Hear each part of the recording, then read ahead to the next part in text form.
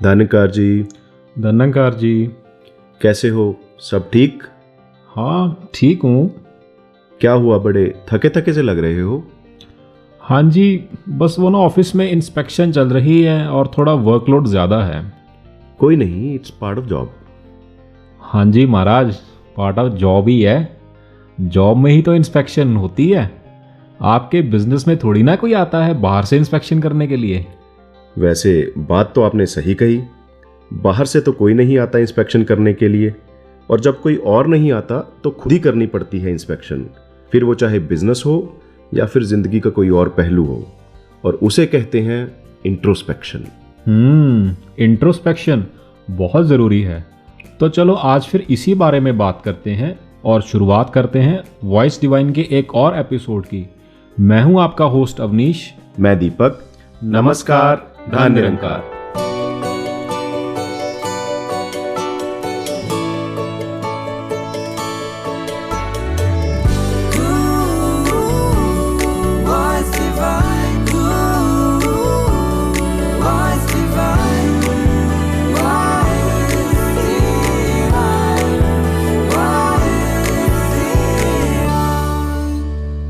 Deepak ji, introspection की जब बात करते हैं तो पहला ख्याल यही आता है कि इंट्रोस्पेक्शन करनी क्यों है, वाई इज इट नेसेसरी। तो आपको क्या लगता है? देखो अवनीश जी, परफेक्ट तो कोई भी नहीं होता। बहुत सी कमियां हम सब में होती हैं और गुण भी होते हैं, लेकिन जब तक हम अपने अंदर झांकेंगे नहीं तो कैसे पता चलेगा that what's wrong with me. और जब तक अपनी कमियों का पता ही नहीं होगा तो उसका सुधार कैसे होगा। इनफैक्ट मैं तो ये कहूँगा, ना सिर्फ कमियां, बहुत बार हमें अपनी स्ट्रेंथ्स का भी अंदाज़ा नहीं होता।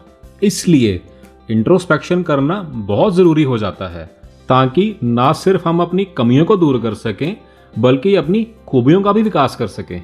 अवनीश जी, जब इंट्रोस्पेक्शन की बात करके ही इतना अच्छा लग रहा है तो अगर ये वे ऑफ लाइफ बन जाए तो जिंदगी का नक्शा ही बदल जाएगा। दीपक जी, अभी तो शुरुआत है, अभी तो बहुत बात करनी है हमने इस विषय पर। लेकिन आगे बढ़ने से पहले सुनते हैं बाबा हरदेव सिंह जी महाराज का एक पावन संदेश।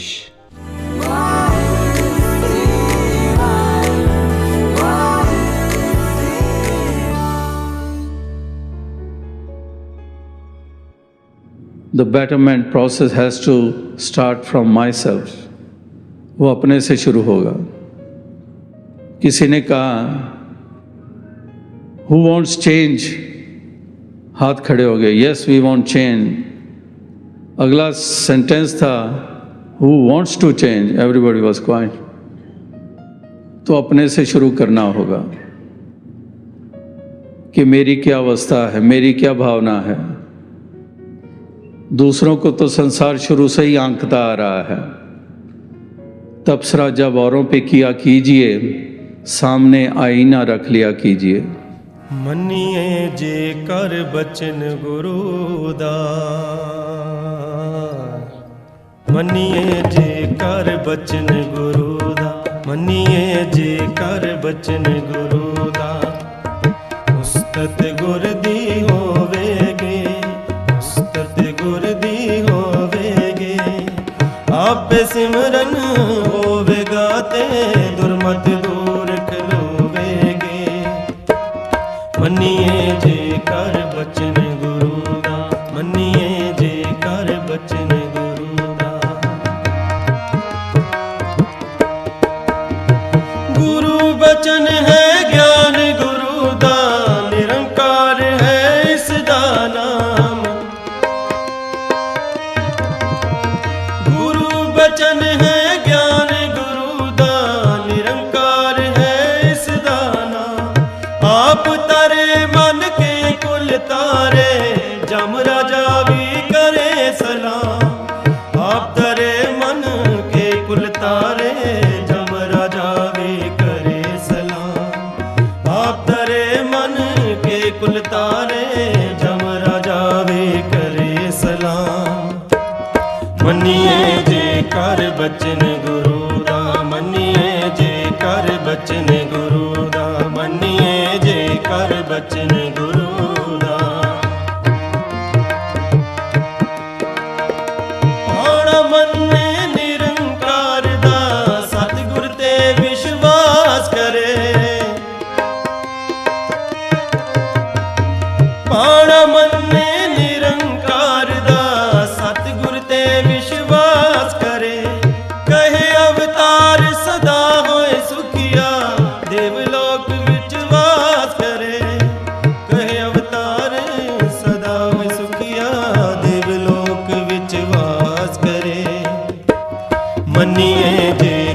बचन गुरु दा मन्निए जे कर बचन गुरु दा उस्तत गुर दी होवेगी उस्तत गुर दी होवेगी आपे सिमरन होवेगा ते दुर्मत दूर खलोवेगे मन्निए जे कर बचन गुरु दा मन्निए जे कर बचन गुरु दा मन्निए जे कर बचन गुरु दा मन्निए जे कर बचन गुरु दा। कितने स्पष्ट रूप से बाबा जी ने ये बात समझाई कि शुरुआत खुद से करनी होगी। और बाबा जी का ये संदेश सुनकर मुझे आज सुबह की ही एक बात याद आ गई। आज जब मैं आ रहा था तो रेड लाइट पर रुका तो सिग्नल काफी लंबा था, ध्यान यूं ही इधर उधर जाने लगा लोगों की तरफ। जब देखा तो कोई म्यूजिक एंजॉय कर रहा था। किसी गाड़ी में लोगों के हाव भाव देख करके ऐसा लग रहा था कि शायद कोई आर्ग्यूमेंट चल रहा है। कोई जीब्रा क्रॉसिंग पार करके खड़ा था। उन सबको ऑब्जर्व करते करते मैं इतना मसरूफ हो गया था, पता ही नहीं चला कि लाइट कब ग्रीन हो गई। और जब लोगों ने पीछे से हॉर्न बजाना शुरू किया तब पता चला कि लाइट ग्रीन हो गई है, चलो भाई चलो। उसी समय जहन में एक ख्याल आया कि लाइफ में भी तो ऐसे ही होता है कि हम दूसरों की कमियां निकालने में इतना बिजी हो जाते हैं कि अपनी तरफ देख ही नहीं पाते। जैसे एक शायर ने भी कहा है, जब तक न थी कुछ अपनी खबर, रहे औरों के देखते ऐबो हुनर। जब अपने गुनाहों पे पड़ी नजर तो दुनिया में कोई बुरा ना रहा। और इसी को अगर हम दूसरी तरह सोचें तो जितना ज़्यादा हम अपने ऊपर कंसंट्रेट करेंगे उतना ही दूसरों की तरफ ध्यान कम देंगे। जैसे किसी शायर ने कहा है, दूसरों की खामियां देखने का वक्त कहाँ से लाएं साहब, हमें फुर्सत ही नहीं है खुद को सुधारने से। बाबा हरदेव सिंह जी महाराज ने भी वो बात कही कि जितना ज़्यादा समय हम लगाएंगे दूसरों को क्रिटिसाइज करने में, उतना ही कम समय मिलेगा हमें अपने आप को सुधारने के लिए। हाँ दीपक जी, बिल्कुल सही कहा आपने। एक दुनिया वो है जिसमें हम सब रहते हैं और एक दुनिया हम सबके अंदर है। कभी कभी उसकी भी सैर कर लिया करें। तो इस अंदर की दुनिया पर रोशनी डालने के लिए आज हमारे साथ जुड़े हैं आदरणीय अनिल जी दिल्ली से।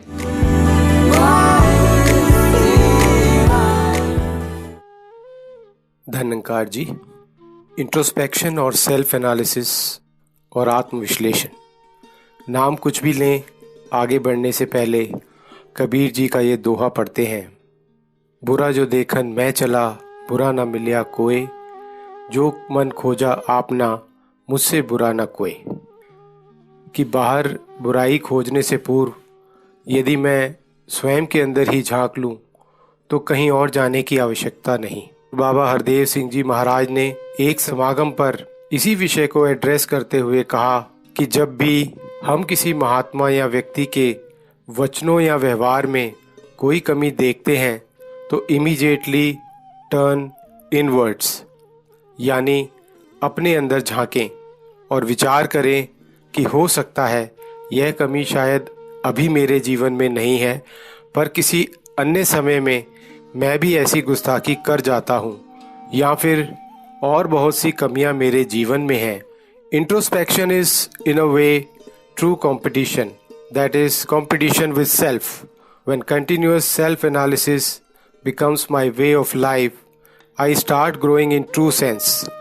Generally speaking, competition is not considered healthy, although everyone talks about healthy competition. But if I start competition with myself and begin my journey of working on my shortcomings, the journey of real growth commences.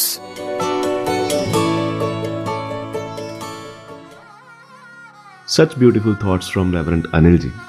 In enlightening thoughts को करते हैं धीरे धीरे absorb, लेते हैं छोटा सा break और सुनते हैं प्यारी सी एक गजल।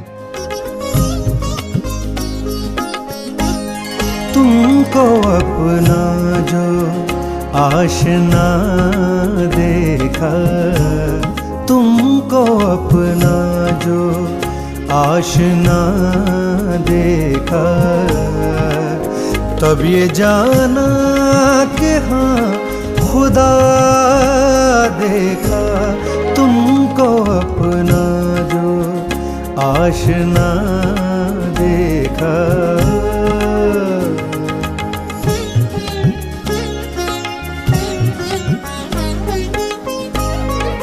तेरी रहमत मिली मिली खुशियाँ, तेरी रहमत मिली मिली खुशियाँ, वरना कुछ गम के ना सिवा देखा तुमको अपना जो आशना देखा, तुमको अपना जो आशना देखा, तब ये जाना कि हाँ खुदा देखा तुमको अपना जो आशना देखा, तुमको अपना जो आशना देखा, तुमको अपना जो आशना। अवनीश जी, जहां हम इंट्रोस्पेक्शन की बात कर रहे हैं तो इसका कुछ आधार भी होगा। एक गुरसिक के लिए क्या आधार होता है इंट्रोस्पेक्शन का? दीपक जी, गुरसिक के लिए तो एक ही आधार है इंट्रोस्पेक्शन का, और वो है सतगुरु के वचन, सतगुरु की शिक्षाएं। सतगुरु की शिक्षाएं गुरसिक के लिए शीशे का काम करती हैं, जिसमें देखकर गुरसिक एनालाइज कर सकता है कि डिज़ायर्ड अवस्था क्या है और मैं कहाँ खड़ा हूँ। एक बात ध्यान आ रही है, लास्ट वीक जब ऑफिस में इंस्पेक्शन शुरू हुई थी तो काम का लोड थोड़ा बढ़ गया था, और हम सब जानते ही हैं कि आजकल स्टाफ वैसे ही बड़ा कम आ रहा है, एंड उस सिचुएशन में मुझे अपने कोलीग्स का काम भी करना पड़ रहा था, तो टू बी ऑनेस्ट थोड़ा फ्रस्ट्रेटिंग हो गया था। एंड इन दैट कॉन्टेक्स्ट जब सतगुरु माता जी के विचार अभी कुछ दिन पहले सुनने को मिले, तो माता जी ने फरमाया कि अब जैसे धीरे धीरे कुछ काम खुल रहे हैं, ऑफिसेस खुल रहे हैं, तो हमने वो जो जिम्मेदारियां निभानी है वो भी सेवा के भाव से ही निभानी है जी। तो जब इस नज़रिए से मैंने ऑफिस का जो काम है वो करना शुरू किया, जब उसमें वो सेवा वाला भाव जुड़ गया, तो ना जाने वो फ्रस्ट्रेशन कहाँ ख़त्म हो गई। परिस्थितियाँ बेशक नहीं बदलीं, पर मन की अवस्था ज़रूर बदल गई और काम की एफिशिएंसी भी बढ़ गई। दीपक जी, यकीन कीजिए जी, सतगुरु के वचनों को जब जीवन का आधार बनाते हैं और उनकी शिक्षाओं को ज्यों का त्यों मानते हैं, तो मिरेकुलस रिजल्ट सामने निकल कर आते हैं and your life becomes beautiful. सच कहा आपने अवनीश जी। तेरा आसरा जो लिए जा रहे हैं, सुखी जिंदगी वो जिए जा रहे हैं, या यूं कहूं कि जो गुरमत को अपना लेते हैं वो वास्तविकता में एक सहज और आनंदित जीवन जी रहे होते हैं। तो यही अरदास बनती है कि सतगुरु माता जी जैसे आप सिखाना चाहते हैं वैसे हम सीखते चले जाएं, और जैसे आप चलाना चाहते हैं वैसे हम चलते भी चले जाएं। ऐसे ही अगर सहजता से हंसते हंसते ज़िंदगी बीत जाए, और अगर ऐसे ही हंसते हंसते हम बहुत कुछ सीख जाएं, तो इससे बेटर और क्या होगा। कुछ ऐसा ही है हमारा अगला सेगमेंट, सीखें हंसते हंसते। आज का राशिफल तो सुनो। मेष राशि से लेकर मीन राशि तक सबका भविष्य एक ही आया है। आप अपना समय आपके परिवार के साथ बिताओगे। अब लॉकडाउन में बंदा जाएगा तो जाएगा कहाँ? सही कहा, कहीं मत जाइए, पर कुछ तो कीजिए। अभी मैं इंपोर्ट एक्सपोर्ट कर रहा हूँ। लॉकडाउन में क्या एक्सपोर्ट इंपोर्ट कर रहे हो? इस ग्रुप का मैसेज उस ग्रुप में एक्सपोर्ट कर रहा हूँ, उस ग्रुप का मैसेज इस ग्रुप में इंपोर्ट कर रहा हूँ। वो छोड़ो, एक्सरसाइज करो। उसकी जरूरत नहीं है, मैं पतला हो गया हूँ, पता है। बरमूडे से 2 इंच पेट अंदर है। पेट कम नहीं हुआ, बरमूडे के इलास्टिक ने दम तोड़ दिया, लूज हो गया है बेचारा। तुम्हें कुछ अच्छा दिखाई नहीं देता क्या? अब इलास्टिक लूज हुआ, इसमें अच्छा क्या है? वो शुक्ला जी देखो, लॉकडाउन में भी सुबह पीटी करते हैं, एक्सरसाइज करते हैं। ठीक है ठीक है ठीक है, कल से मैं भी करूँगा। वो कल कब आएगा? आएगा आएगा, देखना एक दिन मैं दुनिया बदल डालूंगा। पहले वो टी शर्ट बदल डालो, 2 दिन से वही पहने हो, बाद में दुनिया बदलो। बदल के भी क्या करूं, कौन देखने आने वाला है। एक बात है, इस लॉकडाउन ने बता दिया इंसान की जरूरतें कितनी कम है, वरना बहुत सारी चीजें तो दिखावे के लिए ही होती है। सचमुच सचमुच, ये बात तो ठीक है। आप ठीक तरह से आजकल आईना भी नहीं देखते। आईना देख के करूंगा क्या? क्या देखूंगा? बड़ी हुई दाढ़ी, बड़े हुए बाल? जैसे हो वैसे ही तो आईने में दिखोगे। कभी कभी मन के दर्पण में भी देखो कि खुद में खूबियाँ बड़ी है कि खामियां बड़ी है। खाम का सब्जेक्ट कहाँ से कहाँ लेके गई हो तुम अच्छी पका लेती हो। ये सुनाना यानी पकाना है। मेरा कहना है खाना अच्छी पकाती हो, इतना पकाती हो कि खाना हजम हो जाता है। ये बात मुझे हजम नहीं हो रही है। अब आप सब्जेक्ट बदल रहे हो, अंदर कुछ और है और बाहर कुछ और कह रहे हो। फिर तुम अंदर बाहर पे आ गई। अब जो बोलते हो वो करो भी। आपने कहा था मैं तुम्हारी मदद करूंगा, घर के काम में हाथ बटाऊंगा। खुद से पूछिए इसमें से क्या किया है आपने। यानी तुम्हारा कहना है मैं बोलता हूँ, वो करता नहीं, और जो नहीं बोलता वो डेफिनेटली नहीं करता। मजाक किया। मजाक नहीं, ये भी तो सेवा है। बस सोच को बदल डालो। पता है जापान के लोग ये सोचते हैं अगर वो कर सकता है तो मैं भी कर सकता हूँ, अगर कोई नहीं कर सकता तो मैं जरूर करूँगा। इस पे आप क्या सोचते हैं? मैं ये सोचता हूँ अगर वो कर सकता है तो उसे करने दो, अगर कोई नहीं कर सकता तो फिर मैं कौन सा तीर मारूंगा। यही तो सोच खुद को बदलने नहीं देती। चलो इस बात पे चर्चा करने से अच्छा है हम ऑनलाइन गुरुमत चर्चा में जाए। हम उसी गुरुमत चर्चा से जुड़ेंगे जहाँ लोग हमें पहचानते हैं, हमारा नाम देख। हम खुद को दिखाने जा रहे हैं या गुरुमत की बातें सुनने जा रहे हैं? हमें आत्मनिरीक्षण करना है, खुद में सुधार लाना है। आजकल तन की इम्यूनिटी बढ़ाने के लिए लोग विटामिन ले रहे हैं ताकि रोग से लड़ने के लिए हमारा शरीर सक्षम हो जाए। वैसे ही मन की इम्यूनिटी बढ़ाने के लिए सत्संग होती है, सद्गुरु के विचार होते हैं, ये गुरुमत चर्चा होती है। दर्शना जी आप सच कह रहे हैं। हमें आत्मनिरीक्षण करना है, खुद के अंदर झांकना है। ये देखो बारिश भी आ गई, यानी मॉनसून आ गया। हाँ, सद्गुरु के आदेशों को मान और सद्गुरु के वचनों को सुन, तभी सच्चे मायने में आएगा जीवन में मानसून।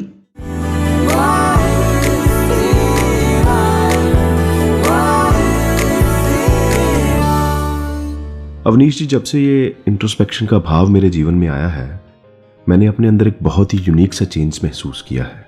वो कैसे? अब जब से खुद को समझने लगा हूँ तो दूसरों को समझना आसान हो गया है। जिन बेचैनियों की वजह मैं दूसरों को मानता था, ब्लेम कर देता था बड़ी आसानी से, ध्यान से देखने पर पता चला अक्सर अपनी परेशानियों की वजह मैं खुद ही होता हूँ। मेरी अपनी सोच ही होती है। वो जैसे कहा भी गया है ना, औरों में नजर आते हैं जो ऐब हमको अक्सर, होते हैं अक्स बेकल अपनी ही वो कमी के। और वैसे भी हमें कोई तब तक परेशान नहीं कर सकता जब तक हम खुद ना चाहें। ये आपने बिल्कुल सही कहा है, क्योंकि देखा गया है कि जहाँ ये भाव नहीं है वहाँ फिर दूसरों की कमियों की तरफ ध्यान जाता है और उन्हें बड़ा करके देखा जाता है। बाबा हरदेव सिंह जी महाराज ने भी अक्सर ये बात कही, दूसरे की आंख का तिनका भी शहतीर लगता है और अपनी आंख का शहतीर भी तिनका लगता है। एक शायर की वो पंक्तियां भी मैंने कहीं पढ़ी, मैं क्या, तुम क्या, दुनिया क्या, इंसान की कुछ फितरत है यही, अपने लिए उज्र हजारों हैं, औरों को नसीहत होती है। जहाँ एक और दुनिया का ये आलम है, वहाँ बाबा जी ने तो ये भी फरमाया है कि दूसरों के लिए हमेशा दिल से सोचना है और अपने लिए दिमाग से। Very true. जैसे आपने अपना अनुभव शेयर किया, that you went inside and because of that things became better outside. ऐसे और भी बहुत से गुरसिख हैं जो सद्गुरु की शिक्षाओं को अपनाकर इस निरंकार के साथ जुड़े रहने का प्रयास करते हैं। तो आइए सुनते हैं ऐसा ही एक अनुभव आदरणीय सुनील जी से, हु इज फ्रॉम मलेशिया, हमारे अगले सेगमेंट में, अनुभव अपने अपने।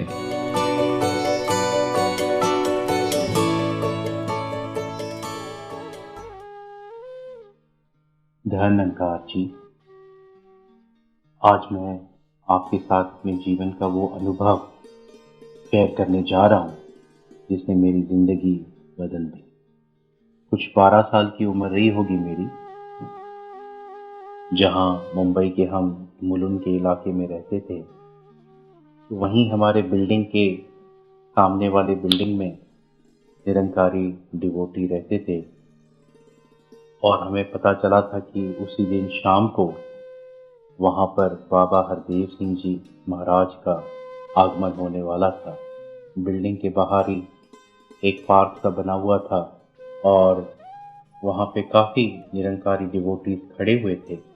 निरंकारी सेवा दल के जो वॉलंटियर्स थे वो भी बड़े प्यार और सत्कार के साथ सबको लाइन में खड़े रखकर उनसे विनती कर रहे थे कि जैसे ही सतगुरु बाबा जी के दर्शन हो जाते हैं आप जी फिर एक दूसरे को पहल देते हुए आगे बढ़ते जाएंगे। और कुछ ही मिनटों में बाबा जी का आगमन वहाँ पर हुआ, गाड़ियाँ वहाँ पर पहुँची। बाबा जी की गाड़ी के पीछे के सीट का जब शीशा नीचे हुआ तो हमने हाथ जोड़कर बाबा जी को प्रणाम किया और बाबा जी ने भी बड़े प्यार से मुस्कुराते हुए हाथ जोड़कर हमको एक्नॉलेज भी किया। तब मेरे मदर भी साथ में खड़े थे तो उन्होंने यही कहा कि ज़िंदगी में हमने पहली बार ऐसा गुरु देखा है जो खुद इतना प्यार से मुस्कुराकर हाथ जोड़कर हमको भी एक्नॉलेज कर रहे हैं।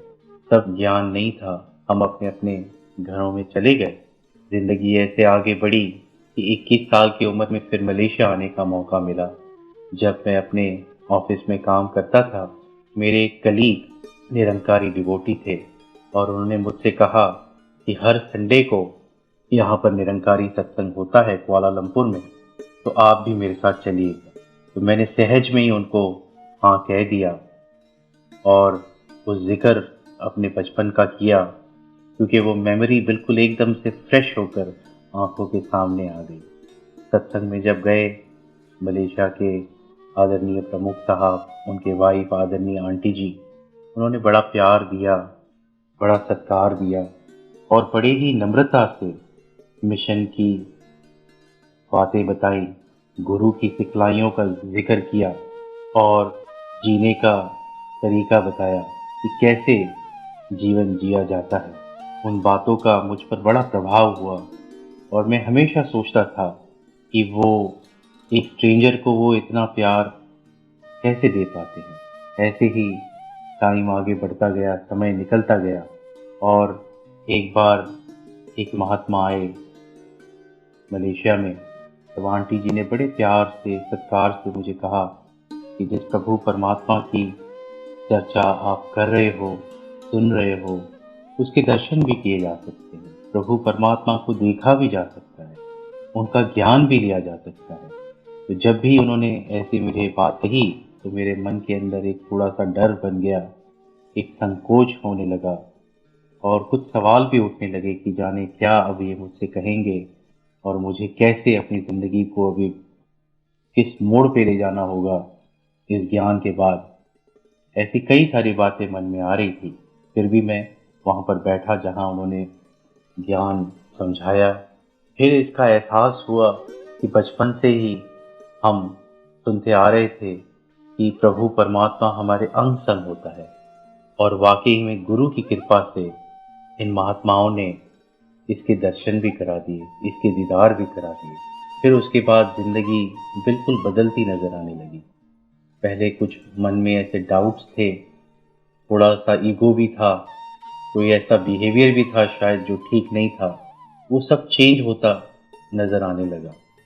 हर किसी के लिए प्यार आने लगा मन में और हमेशा ही शुक्राने ही निकलते रहे। धन्यवाद जी।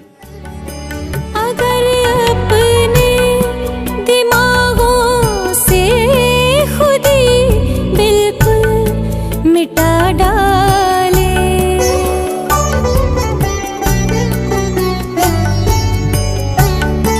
अगर अपने दिमागों से खुदी बिल्कुल मिटा डाले, सही मानों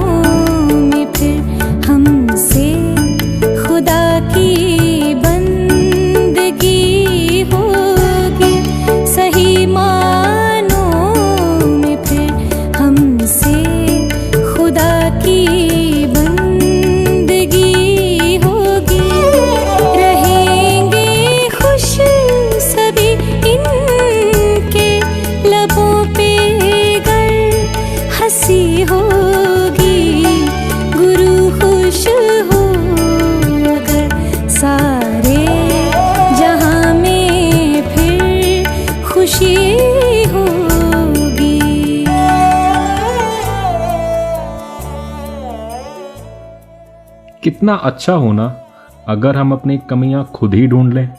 बस ढूंढ लेना ही काफ़ी है। यानी कि अगर मुझे पता लग जाए कि मुझे गुस्सा ज़्यादा आता है, तो क्या इतना पता लग जाना ही काफ़ी है? इसके बाद कुछ नहीं? मान लो मेरे घर की एक पाइप लीक हो रही है, तो क्या बस पता लग जाना ही काफ़ी है? क्या उस लीकेज को फिक्स करना मेरा फ़र्ज़ नहीं है? या जैसे एक डॉक्टर एक मरीज़ की बीमारी को तो डायग्नोस कर ले, तो क्या डायग्नोसिस ही बहुत है? उसका इलाज करना भी तो उतना ही इम्पॉर्टेंट है, और फिर आराम तो बीमारी के इलाज से ही आना है। इसी तरह अपनी कमियों का पता लगना इस स्टेप 1 और उन्हें सुधारना, उन पर काम करना बहुत आवश्यक है, और उसी से तो होगा वास्तविक लाभ इंट्रोस्पेक्शन का। जी बिल्कुल। यही नहीं, अगर इंट्रोस्पेक्शन के फायदे देखें तो जहां आत्मनिरीक्षण से मनोबल बढ़ता है, आत्मविश्वास बढ़ता है, एकाग्रता आती है, वहीं हम निराकार से भी इजीली कनेक्ट हो पाते हैं। मुझे लगता है अगर हम समय समय पर इंट्रोस्पेक्शन करते रहें, then we can definitely become a better version of ourselves. तो यही अरदास बनती है कि सदगुरु माता जी आप हमें ऐसा बल बख्शें कि हम निरंतर आपके वचनों को आधार बनाकर इस जीवन की यात्रा को तय करते चले जाएं, और हमें पूरा विश्वास है कि जिस यात्रा में आपकी शिक्षाओं का साथ होगा, वो यात्रा सबसे सुंदर और सबसे सुखद होगी। तो श्रोताओं, वक्त हो चुका है आपसे इजाज़त लेने का।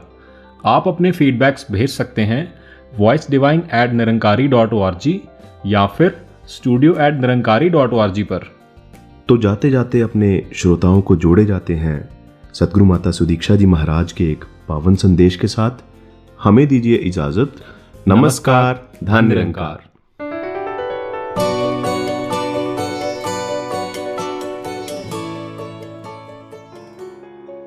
हम अपने आप को ही जहाँ सुधार करने में समय लगाएं और दूसरों को उस रूप में ना एक देखें कि उसकी गलती कोई है, तो अपनी गलती ही मानते हुए जहाँ एक ये क्षमा वाली बात होती है वो करते हुए, और कि अगर मन में कोई ग्रज है, कोई ग्रीवियंस है, तो अगर उसने माफ़ी मांगी तो भी ठीक, नहीं मांगी तो भी उसको वो क्षमा का रूप करते हुए हमने सिर्फ यही देखना है कि हमसे भी तो कितनी गलतियां होती हैं।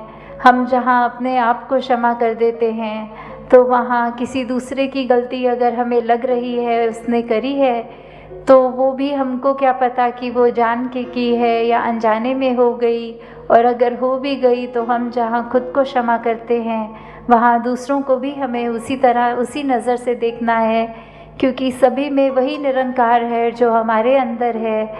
तो हमने हर एक के लिए बस यही भाव रखने हैं कि दातार ये तेरा ही रूप है, ये तेरे ही ये अंश है जो ये हर एक के अंदर वास कर रहा है।